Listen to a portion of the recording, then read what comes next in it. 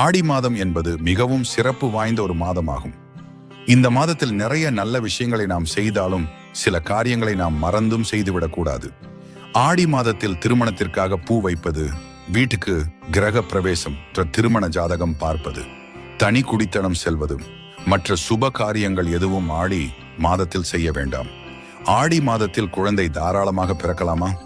பிறப்பும் இறப்பும் கடவுளின் படைப்பு, அப்படி பிறந்தால் ஒன்றும் தப்பில்லை. ஆடியில பிறந்த குழந்தை ஆட்டி படைக்கும் என்பது பொய். ஏன் ஆடி மாதத்தில் ஏதும் செய்யக்கூடாது என்றால் காரணம், சிவபெருமானை பிரிந்து தேவி பார்வதி தவம் செய்யும் மாதமாக இருந்தது. அதனால் இந்த மாதம் ஏதும் செய்யக்கூடாது. முடிந்தவரை ஆடி மாதங்களில் வீடு புதிதாய் குடி போவது, வாடகை வீடு மாறுவது என்றும் எதுவும் செய்யாதீர்கள். அதேபோல் ஆடி மாதத்தில் புது தொழில்களை தொடங்க வேண்டாம். இதுபோல் நிறைய ஆன்மீக தகவல்களை பெற எங்கள் சித்தர் தரிசனம் சேனலை சப்ஸ்கிரைப், லைக் செய்து கொள்ளுங்கள்.